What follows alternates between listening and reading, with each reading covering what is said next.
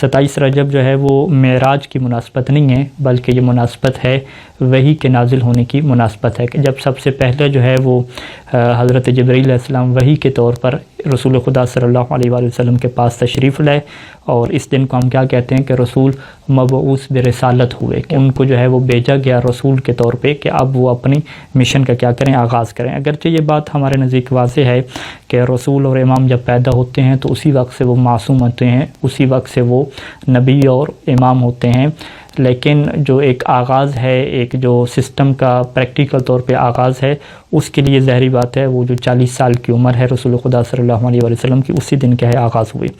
باقی ہماری جو جتنی بھی کتابیں ہیں، آپ کتب اربعہ میں چلے جائیں، الکافی میں چلے جائیں،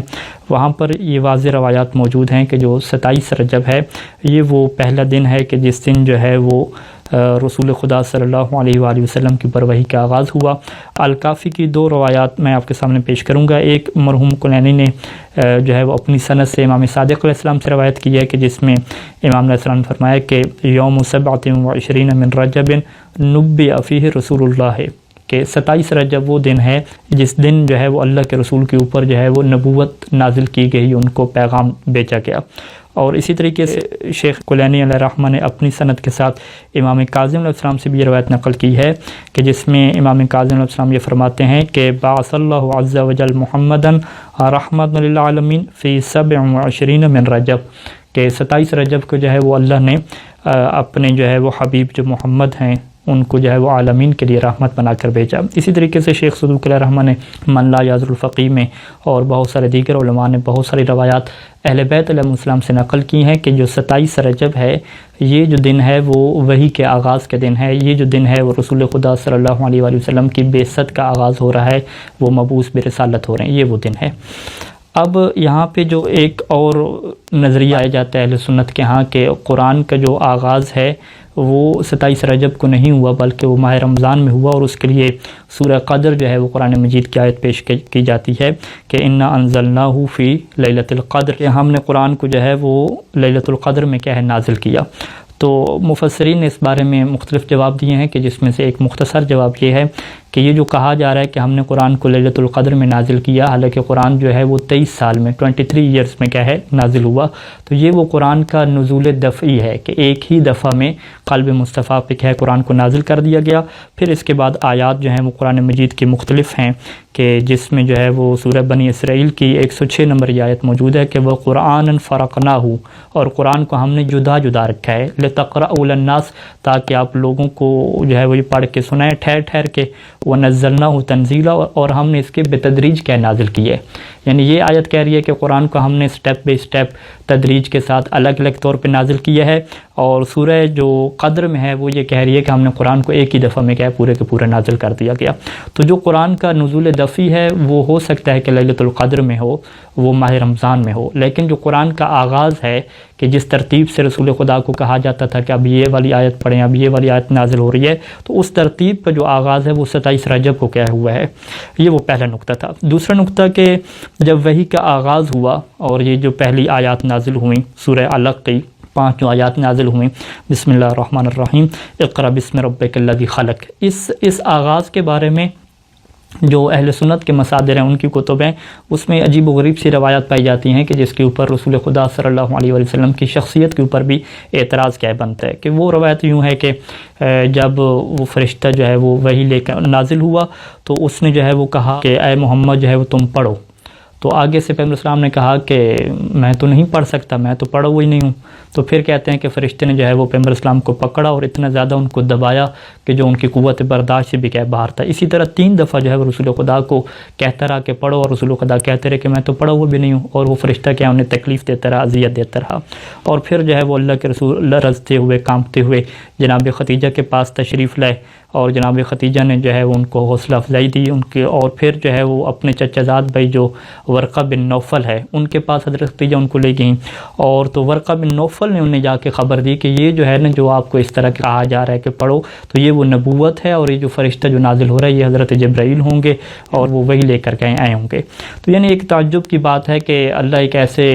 شخص کو جو ہے وہ رسول بنا کے بھیج رہا ہے کہ جسے پتہ ہی نہیں چل رہا کہ میرے ساتھ کیا ہو رہا ہے، اور ان کے جو چچا زاد بھائی ہیں حضرت ختیجہ کے جو چچا زاد بھائی ہیں ورقہ بن نوفل، وہ جا کے انہیں سمجھا رہے ہیں، حضرت ختیجہ انہیں بتا رہی ہیں۔ تو بہرحال اس چیز کی ہمارے روایات اہل بیت علیہ السلام میں کیا نفی کی گئی ہے۔ ہمارے پاس جو روایات ہیں جیسے کہ تفسیر قمی میں یہ روایت ہے کہ جب حضرت جبرائیل آئے اور انہوں نے کہا کہ یا محمد اقرا، کہ اے محمد پڑھیں،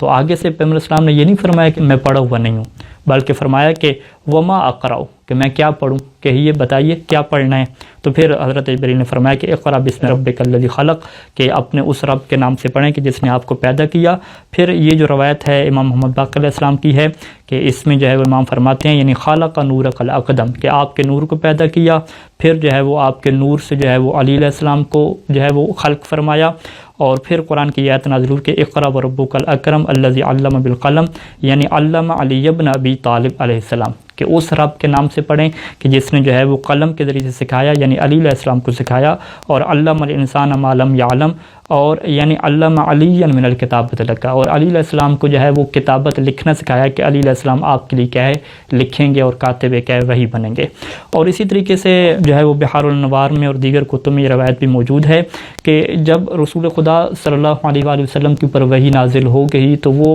ایک پریشانی میں تھے کہ میں کس طریقے سے یہ جو جاہل قسم کے لوگ ہیں ان کو جا کے بتاؤں گا کہ میرے اوپر وحی نازل ہو رہی ہے، وہ سارے مجھے مجنون کہیں گے، پاگل کہیں گے، تو یہ بڑی ان کو ٹینشن تھی اس حوالے سے۔ تو اب یہ کہتے ہیں روایت میں ہے کہ جب رسول خدا کی یہ جو دل کی تنگی تھی، دلی طور پہ تنگ ہو رہے تھے کہ اب میں کیسے بتاؤں گا، تو اللہ نے ان کے دل کو جو ہے وہ شرح صدر عطا فرمائی، ان کے دل میں اطمینان پیدا ہوا۔ وہ کس طرح سے پیدا ہوا؟ وہ اس طریقے سے کہ فَأَنْتَقَ الْجِبَالَ وَالصَّخُورَ وَالْمَدَرَ، کہ اللہ تعالیٰ نے جتنے پہاڑ تھے، جتنی چٹانیں تھیں، جتنی جو ہے وہ مٹی کے ڈھیلے تھے، سب کو جو ہے وہ قوت گویائی عطا کی، سب نے کیا بولنا شروع کر دیا، اور جیسے جیسے رسول خدا جو ہے وہ پہاڑ سے نازل ہو رہے تھے، ہر چیز جو ہے وہ رسول خدا کو یہ کہہ رہی تھی کہ السلام علیکہ یا محمد، السلام علیکہ یا ولی اللہ، السلام علیکہ یا رسول اللہ، اے اللہ کے رسول ہمارا سلام ہو، فإن اللہ عز وجل فضلک وجملک وزینک واکرمک، سارے مبارکبادیں دے رہے تھے کہ اے اللہ کے رسول آپ کو مبارک ہو، اللہ نے آپ کو فضیلت دی، اللہ نے آپ کو زینت دی، جمال بخشا۔ اور ایک کہہ لمبی روایت ہے، یعنی پیغمبر اسلام صلی اللہ علیہ وسلم بڑے مطمئن طریقے سے جو ہے وہ نازل ہوئے ہیں، اور بہت زیادہ جتنی بھی کائنات کی مخلوقات تھیں سب ان کو جو ہے وہ ہدیہ تبریک پیش کر رہی تھی، مبارکباد پیش کر رہی تھی کہ آپ اعلان کر دیں، اور کسی قسم کی جو ہے وہ ٹینشن کی بات، کسی قسم کی گھبرانے کی بات کیا نہیں ہے۔ یعنی ایسا نہیں ہے کہ رسول خدا ٹینشن میں اور پھر ورقہ بن نوفل اور جناب ختیجہ نے انہیں حوصلہ افزائی کی اور بتایا ہو کہ یہ جو ہے وہ وحی ہوگی، یہ نبی ہوگا، ایسی کوئی بات کیا ہے ہماری روایات اہل بیت علیہ السلام میں کیا نہیں ہے۔ آخری نقطہ کہ قرآن مجید کی آیت ہے کہ هو الذی ارسل رسولہ بالہدی ودین الحق لیظہرہ علی الدین کلہ، یہ جو آیت ہے 3 مرتبہ کیا قرآن میں بالکل اسی سیم ٹیکسٹ کے ساتھ کیا تکرار ہوئی ہے کہ وہ ذات کہ جس نے اپنے رسول کو ہدایت کے ساتھ بھیجا اور حق کا دین بھیجا، کیوں؟ لیظہرہ علی الدین کلہ، تاکہ جو اللہ ہے وہ اپنے اس دین کو تمام دینوں کے اوپر کیا کر دے، ظاہر کر دے، یعنی جو دین اسلام ہے، دین حق ہے، وہ تمام دینوں کے اوپر کیا آ جائے، غالب آ جائے، اسی کی کیا ہے حکومت ہو۔ اب یہاں پہ جو بنیادی سوال پیدا ہوتا ہے کہ کیا ایسا ہوا ہے، کیا پیغمبر اسلام کے زمانے میں ایسا ہوا تھا کہ دین اسلام تمام دنیا کے ادیان پہ غالب آ جائے؟ کیا اب ایسا ہے؟ مسلمانوں کی تعداد کتنی ہے؟ تو سب کہیں گے کہ یقیناً ابھی تک ایسا نہیں ہوا۔ جب ابھی تک ایسا نہیں ہوا تو اب قرآن مجید کیا ہے تو کہہ رہی ہے کہ ہم نے جو رسول کو بھیجا، ہمارا مقصد ہی کیا ہے کہ دین کو تمام ادیان پہ غالب کرنا ہے، دین اسلام چھا جائے گا، ہر جگہ پہ دین اسلام ہوگا۔ تو یہ پھر کیسے ہوگا؟ یقیناً یہ تبھی ہوگا کہ جب مہدی دوران قائم آل محمد علیہ الصلاۃ عجل اللہ فرجہ تعالی شریف اس دنیا میں تشریف لیں گے اور وہ مبعوث ہوں گے اور وہ اپنا اعلان کریں گے، تو اس وقت جو ہے وہ جو بعثت کا مقصد ہے کہ دین اسلام کو تمام ادیان پہ غالب کرنا، وہی مقصد کیا اس وقت پورا ہوگا۔ خداوند کریم سے دعا ہے کہ خدا ہمارے 12ویں آقا کے ظہور میں جلد از جلد تعجیل فرمائے، تاکہ جو بعثت نبوی کا مقصد ہے وہ بعثت امام زمانہ سے پورا ہو سکے۔ والسلام علیکم ورحمۃ اللہ وبرکاتہ۔